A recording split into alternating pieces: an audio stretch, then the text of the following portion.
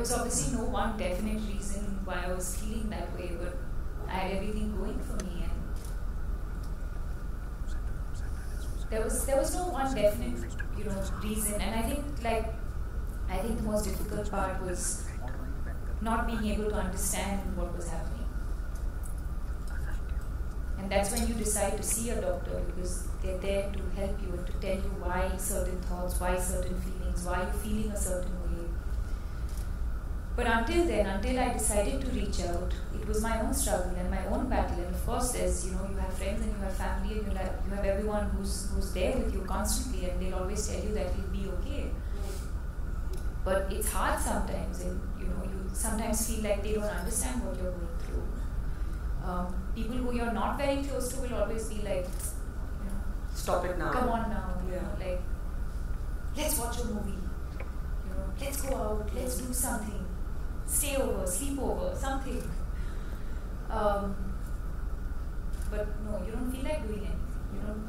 You don't feel like. Maybe sometimes, when you're on a high, when you feel normal, it's not a constant feeling. You feel high and you feel low, and when you feel better, you feel like going out, then you reach somewhere, and suddenly in a room full of people, I could be sitting here right now and feeling completely lost. It's strange. And I think the scariest part is you don't know when it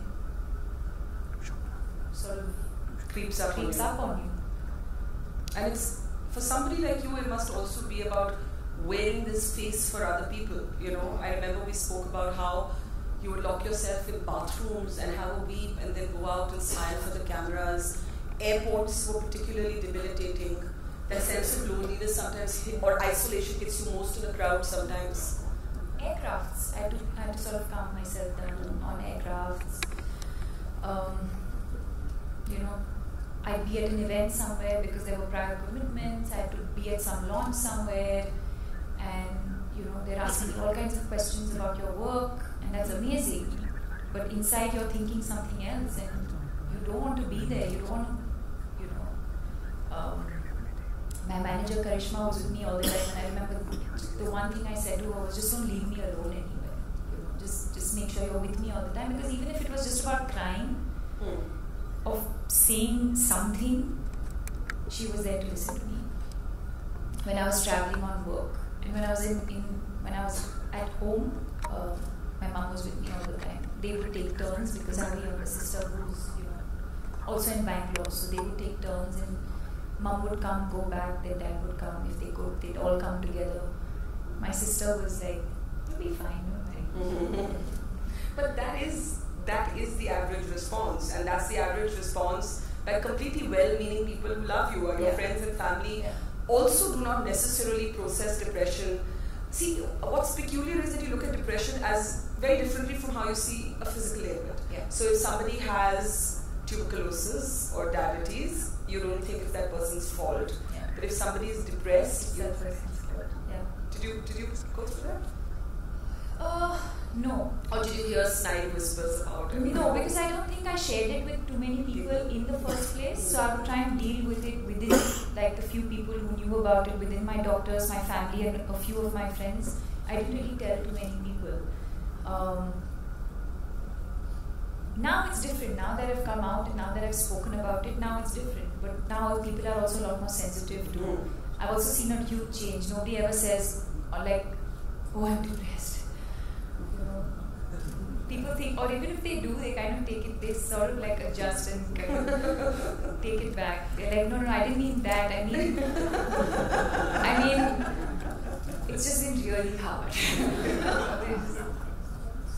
And you really never saw the contradiction between being this sort of idealized woman on screen. Until you asked me that day, I never thought about it that way. Because to me, that's what makes your speaking about it different from my speaking about it, or someone else in this room speaking about it. That is what makes it that much braver. Because there are people who come to watch you and they transfer their unfulfilled dreams, their unfulfilled desires, their hope for a happy life onto you, and so it's. Hopefully the Deepika slips into character so easily, hopefully, that they kind of, hopefully they'll be able to sort of look at the two things differently and separately and not club the two. And I think that's one of the things I guess I've had to work on myself. The gap between realizing that you're depressed and you need help and actually going to a doctor is a big gap. And then the gap between going to the doctor and actually agreeing to look at medication is the biggest gap. Because you're sitting there, even the wisest among us, thinking, oh, they're going to alter my brain chemistry, I'm not going to do this. Oh, what are people going to think? They're going to think I'm crazy. So describe that journey from the time your parents and your mom says to you, let's go to a therapist, to the time that you actually internalize taking the medication. They were very clear, They were very clear about you need to see someone and you need to start taking your medicines. They were very clear about that. But was it easy for you? No, because I keep saying, I'll see how I'm feeling. Every day was I'll see how I'm feeling. So you kept postponing it? I kept postponing it. And in fact, just this morning we were talking about it, and she said, had you told me on the phone even once that you were feeling like this, we could have detected it much earlier. But me being me and the daughter who always thinks that my parents will get worried, didn't tell them. So that phone call happened, and I spoke to Anna, and she could sense it in my voice. So I did a couple of sessions with them, with her and Dr. Sham. And I was like, okay, fine, I'll accept that I'm going through depression, fine. But then, medicines were prescribed, and I was like, I took them, I kept them, I still carry them with me in my bag. But even then, I would I had to go to America for some work, so I'd say, oh, I think I'm going to America, let me see how I'm feeling, I'm sure, it's a different space, different people, I'll feel better. So you'd avoid having them? I'd keep avoiding it. So I'd go there for a day, I'd feel like I'm fine, and then from the second day onwards, again, I'd fall, I would start spiraling and feeling not the same. Then I would say, okay, no, I'll go back to India and I'll start taking my medicines. At least I'll be familiar, because exactly the same thing, you feel like some brain alteration, chemistry, something, you're like... So I kept postponing it, but I took them eventually. I did. I want to actually hear from your mom and dad, because that's such an important part of the journey to feeling better, to getting better, to actually being able to come out. And Ujjwala, we were talking last time, and you said you did not even think about one moment about my daughter's a star. It was my daughter and I need to help her. And what worried you or terrified you the most at that time?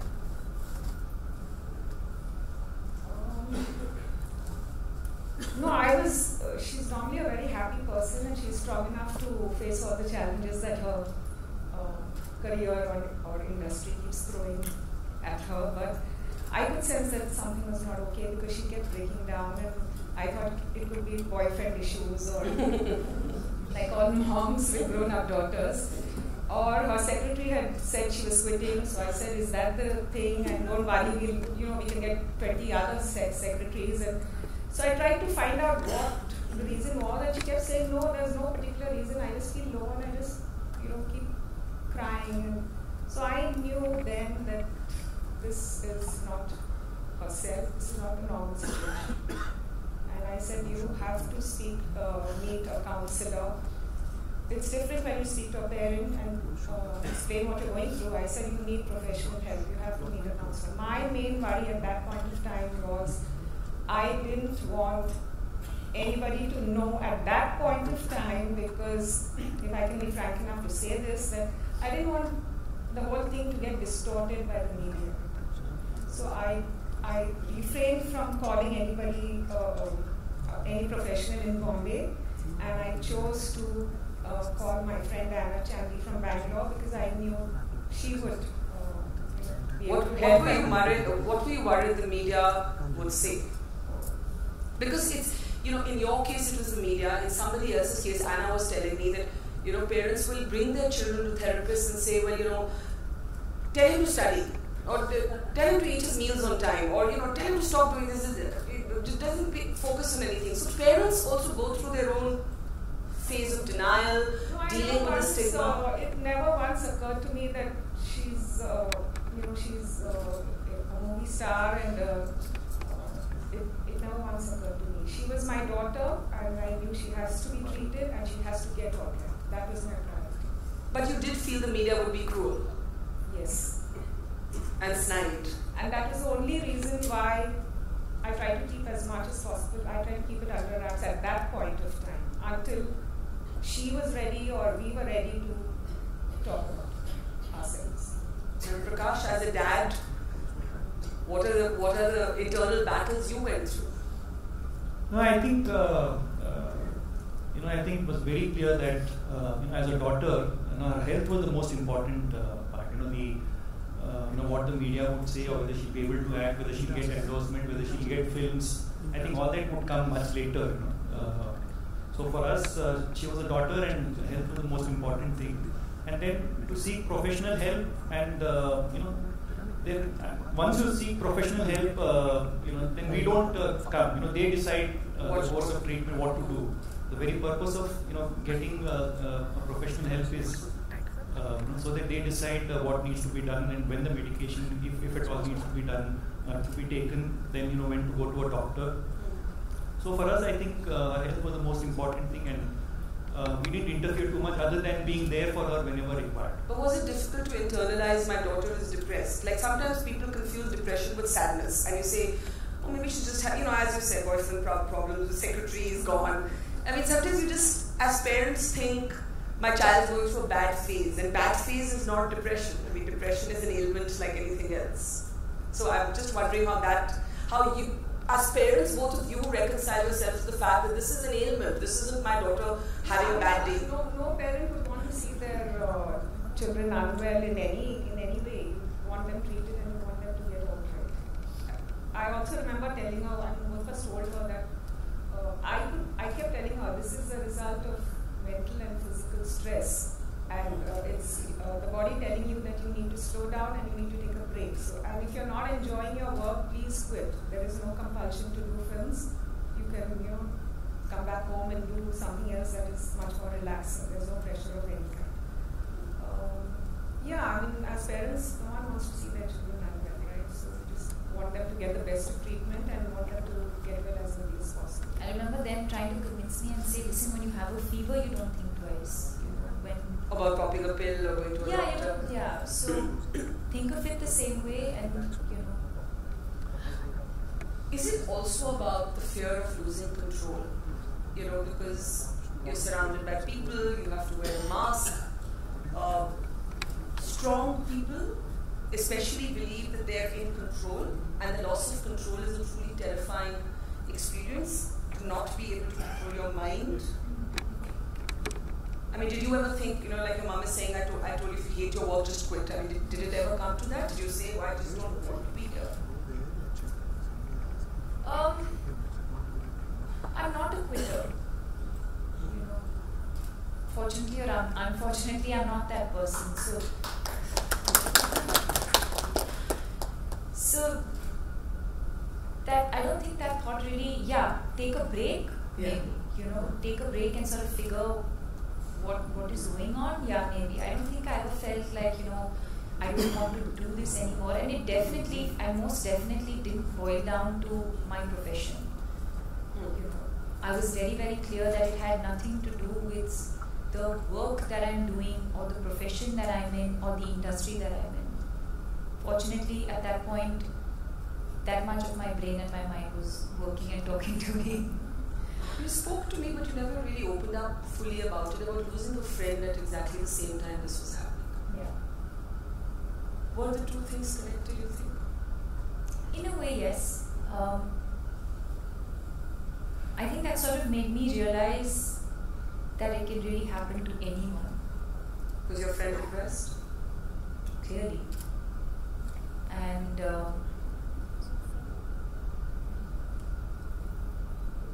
I think it just made me realize how common it is. And it made me also sort of way more sensitive to his mother later. talking to her or in dealing with her or interacting with her. What happened to him? I don't know. He was a friend of a friend, so I don't know the details. I don't think it's right for me to sort of give out any information about what really happened, but clearly he was depressed and probably didn't seek help at the right time, probably sort of decided not to do anything about it. But that incident made me realize that it's time we sort of do something and speak up and help other people. Depression remains stigmatized despite increasing awareness about it. Did you find that people were largely sensitive when you first did that interview with me and everybody saw it? Or did you find that some people were snide, some people were mean, some people were sniggering about? Not to my face. I don't know if it's happening. It could be happening. I don't know. Behind my back, or what people might think of me as someone who has experienced depression, I don't know what they think of me. But definitely, no. But stigma is real, right? One of the reasons for this foundation, stigma is very real. I've learned that now. I've learned that in the course of putting this foundation together and in reading about it. I read about stigma, and now I interact with so many more people, and I hear so many different experiences and how they have to deal with it, and how some people can share their stories, some people can't, and a lot of people can't, and I think we'll talk about that going forward. I think for me, the nicest thing about our interview, Barkha, really was that when you have doctors, a lot of them in the room today, when they come and tell you that thanks to the interview, a lot of people have started taking their medication, that was really the idea of doing the interview and coming out with my experience and my story, because if you can, in the position that I'm in, if I can help people and in a positive way, then why not? What was the most frightening feeling when you did go through this depression? You said there were days you didn't want to wake up, you said my mind was not talking to me. I think you said I had this pit in my stomach all the time. What was the most frightening? Was it kind of this double life of having to, sit in a hall like this and smile, and was it the sense of loneliness and isolation? How would you define it, if you could? Not understanding what was happening. It was, of course, those were all the physical symptoms of feeling that pittish feeling in my stomach, or not wanting to wake up, or crying all the time, or just feeling don't feel like eating, so those were all the physical symptoms. But what I would feel really hopeless about was not being able to understand what I was going through. Today, because I read and I'm aware, I take care of myself. And if I feel like my breathing has changed, or if I feel any kind of symptom, it could be one out of the 5 or 10 symptoms that one might feel. I remember you told me I was gasping for breath at times. Yeah, I keep trying to, it's difficult to breathe at times. And on those mornings, when you said, I woke up and I said, why have I woken up? I didn't want to wake up. Before you sought help, what made you keep going? Because if it had reached that point for you, then I don't even know if I want to live this life. It doesn't make sense to me anymore. That, to me, sounds the most terrifying. That you reach that point. Then what makes you get up and get out of that bed and still get on with the day? Because I was not going to give up.